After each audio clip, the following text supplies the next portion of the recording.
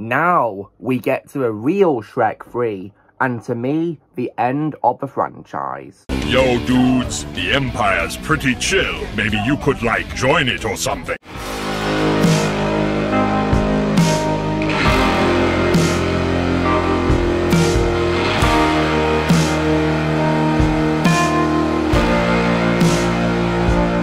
Hey everyone, Lucimus Prime here, so it is time for another movie review today. This time I'm going to be for the fourth and final review in my review series for the films being, of course, the Shrek franchise by DreamWorks, based on the books of the same name by William Steigman, he rest in peace. And this, of course, is the fourth installment of the main franchise, and to me, of course, this is where the franchise ends, and this, of course, is none other than 2010's Shrek Forever After. So, now, how was this film made then? So, after, of course, the mixed reception to the third movie, Shrek the Third, which I unfortunately really do hate, a fourth film, of course, was already in development, of course, following, of course, Shrek 2's success, because the third and fourth film were greenlit. And when it comes, of course, to how this film was made then, So this film, of course, was in development for several years following, of course, Shrek the Third's release, and so the script was all written and characters were all cast, and one of DreamWorks' collaborators, Walt Dawn, also appeared in the film as the film's villain, Rumpelstiltskin. And the crew of the film also wanted to, of course, bring back the spirit of the franchise from the first two films following Shrek the Third's mixed reception, which I think was a really good idea, and it's proof that there's great examples of developers in this world of movies who know how to improve from a predecessor not being good. This one was definitely a big proof of that. So I really appreciated that, about how the film was made. The film was then premiered at the Tribeca Film Festival on April 21st, 2010, and was then theatrically released by Paramount Pictures in the United States on May 21st, 2010. The film received mixed reviews from critics and grossed a worldwide total of $756 million, and it became the fifth highest grossing film of 2010. But despite opening below expectations, it debuted as the top grossing film at the box office, and it was held for 3 consecutive weeks in America and Canada. When it comes, of course, to my reaction to this film then, so after I was very disappointed with Shrek the Third, I really hated the film when I first saw it on Netflix. I saw there was a fourth movie, and I was worried it wouldn't be good because I hated Shrek the Third, but I gave it a watch, and thankfully, unlike that film, I really enjoyed this movie. So, it was definitely, in my opinion, a big improvement over the third movie, and I would definitely regard it as the true Shrek 3, and I would also regard it as well as the end of the franchise too, as well. So, now what is the movie about then? So, the film follows Shrek, voiced once again by Mike Myers, who struggles with the responsibilities and stress of being a domesticated family man, and he yearns for the days he was once feared and lived in solitude. He is then tricked by Rumpelstiltskin into signing a contract that leads to disastrous consequences. So, now what I think is great about this film then, so, just like, of course, the other films of the franchise, it has a really great cast of voice actors in this. So, Mike Myers, of course, reprises his role as Shrek, and he once again makes Shrek the likeable, funny character that he always has been in this film. And I think, compared to Shrek the Third, he had a much better script to work with in this film, in my opinion, because we're able to see new sides to Shrek in this film, definitely several emotional sides to as well. And I definitely think Mike Myers really pulled it off, in my opinion, did a really brilliant job voicing Shrek. I also, as well, loved Eddie Murphy returning as the voice of Donkey as well. Donkey once again proved to be hilarious in this film. And we got to see a new version of Donkey in this where he's not met Shrek before, and Shrek has to make friends with him all over again. And I think Eddie Murphy did a really great job voicing Donkey in the film, like he always has done. I also, as well, love Cameron Diaz returning as the voice of Princess Fiona as well. Definitely did a great job playing Fiona in the film, like she always has done as well. And Anthony Banderas was also great as Puss in Boots as well in the film too as well. And when it comes as well to the main standout of this film for me, when it comes to new characters, I definitely really loved Rumpelstiltskin in this film as the film's main villain. And he's voiced by Walt Dawn, who of course is a collaborator with DreamWorks, who's done various things such as being a voice actor for them. And he's also, as well, co-directed several films in the franchise at DreamWorks as well. And I definitely really love Rumpelstiltskin. He was a very entertaining villain in my opinion, really funny, and Walt Dawn really did a great job voicing Rumpelstiltskin in this film. And what I think as well is also really cool about Rumpel, which makes him stand out to previous villains, is he actually wins at his evil plan, because he actually succeeds in tricking Shrek into signing a contract where Shrek is never born and Rumpel takes his place as the ruler of Far, Far Away. So I love how he made him a unique villain in which he actually wins, of course, with his evil plan, of course, will start, and it's all up to Shrek to stop him and go back to his original reality. So I definitely really love that about Rumpel in this film. And I also, as well, really appreciate how the developers gave him a new design and appearance, basically, compared to Shrek the 3rd. Because in that film, he has a cameo appearance with a completely different design, though. So that further cements my opinion that Shrek the 3rd is not canon to the franchise, and I like to keep it that way. To me, the franchise is just a trilogy: Shrek 1, Shrek 2, and this film. And there's other great supporting characters in this as well.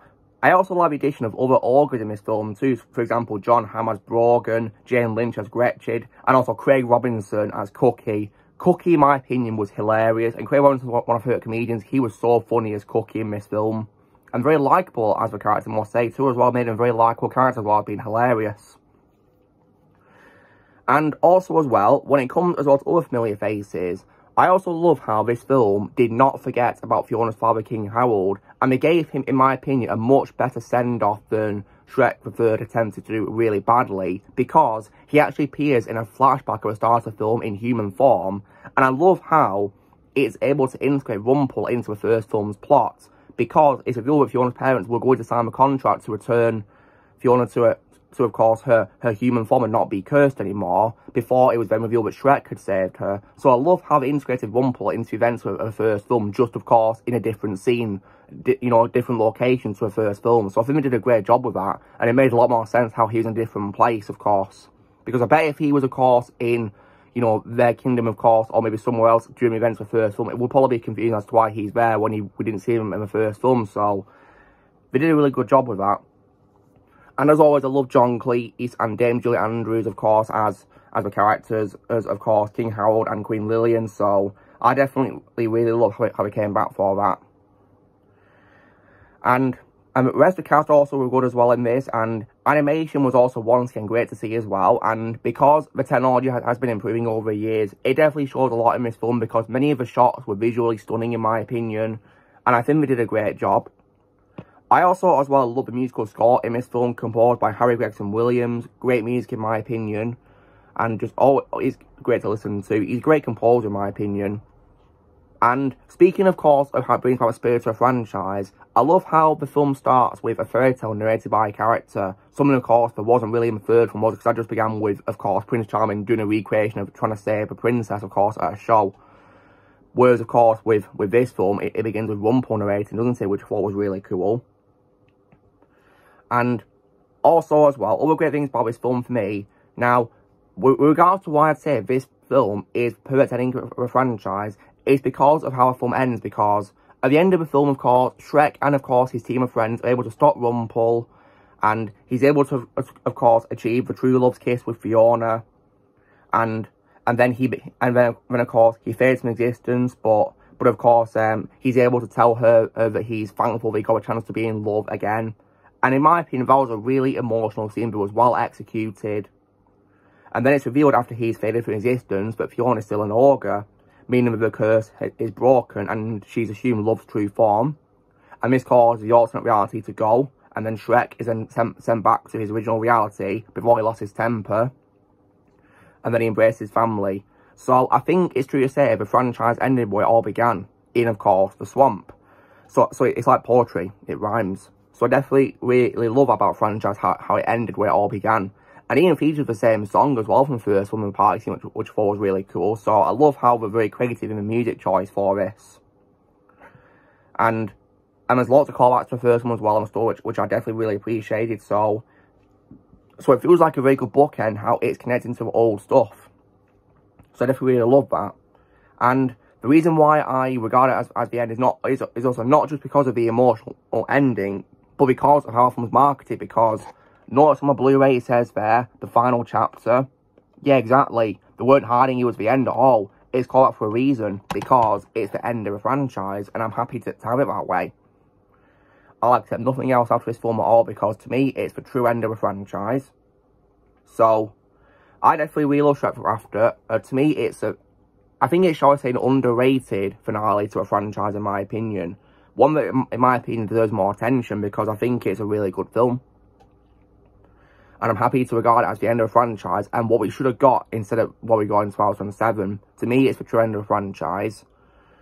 So, however, if I was thinking about, of course, with this film then, so, because of the idea, of course, of Shrek signing a contract that, of course, results in an alternate reality, it does borrow elements from other franchises. So, for example, the idea, of course, of like, swapping to an alternate reality after signing a contract is unfortunately very similar to elements from the film It's a Wonderful Life, as I noticed, because I saw that film a couple of years ago. I noticed the similarities.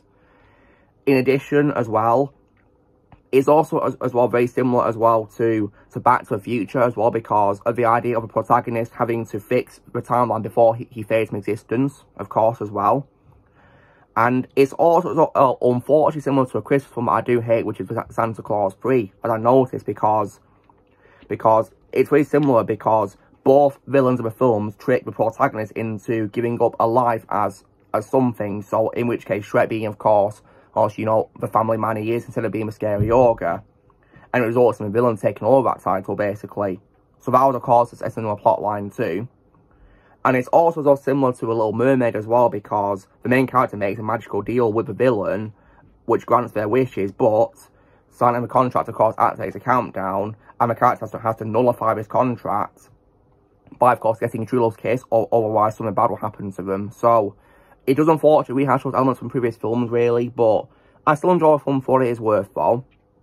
And also, because of this alternate reality, some characters I also feel are very underused too, sadly. One particular example is Queen Lillian, because she only appears at the beginning of the film, of course, in the flashback, and we do, of course, see her at Shrek's party, but then, unfortunately, we don't really see her in the new timeline, because it's revealed that, of course, when Howard and Lillian signed the contract, as they, of course, did in the film without Shrek's existence, they unfortunately faded from existence too.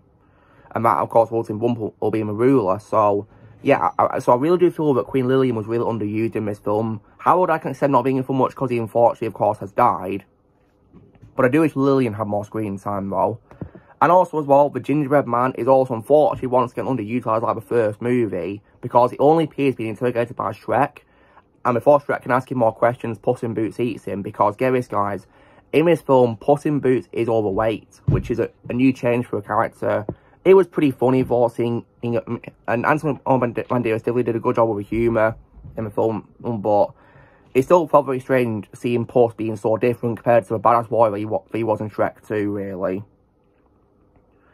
And when it comes as well to opening scene as well, it can feel a bit mean-spirited towards Shrek, because he gets really overwhelmed, of course, by people bothering him at the party, and the stress of it, of course, makes him lash out. So it is a bit mean-spirited. And also, what Shrek says about wishing all will go away, maybe he could have something better than that, of course, because sadly it does result, of course, in him wanting to sign a contract, sadly, which is a big shame, really. So I do feel, of course, the start of the film is a bit mean-spirited and some characters underused, and the plot does rehash the plot of several other movies before it, unfortunately. But nonetheless, I still think Shrek Forever is a very underrated film, and for me, a very good finale as well, I must say. Because despite, of course, those issues that you have with the film, I still, for what it's worth, really enjoy it, because it brings back spirits of a franchise, it has a very entertaining villain, and it also as well has great morals in which you've got to appreciate what you have. And also as well, when it comes, of course, to a contract being signed, it also as well emphasises the moral of be careful what you wish for, because what you wish for could come true, and you might not like the outcome of it. And of course, Shrek did not like the outcome of his wish he made. So, exactly. So I think the film is great because it's able to bring back, of course, what fans love about Shrek. It has likeable characters, a great villain, and good morals as well in the story too, with very important messages, which in my opinion executed really well. So that's why I'm happy to regard this film as the end of Shrek. In my opinion, it's how the franchise ends, and I'll accept nothing else after it. So, if I was to give a film a score out of 10, I'd probably give it a very solid score of probably 7.5 out of 10. That's what I'd probably give it, because for me, it's a good movie, and to me, an underrated finale. And I like to pretend this upcoming 5th film does not exist. Because in my opinion, it's a big insult to those who made this movie, because they emphasise this film as being the end in production of it. They regard it as the end of a franchise. So I'm very annoyed that they confirmed a 5th movie, which I'm not going to be watching at all. I'll stick to SHREK films that I like, and I'll end it with this movie. Because to me, it's the end. I mean, it's called The Final Chapter for a reason, because it is the end. And I like to pretend it is at the end. To me, in my canon, it's the end of SHREK. But nonetheless, I definitely really enjoy SHREK after it. In my opinion, it's a really good movie and a very good finale. So, you know the drill, guys. Be sure to give this video a like. Also, be sure to throw in the comments what you guys think of SHREK after. What your thoughts on it in the comments below. Let me know what you think. Also, be sure to join Team Prime by pressing subscribe to come in the future. And I'll see you all later.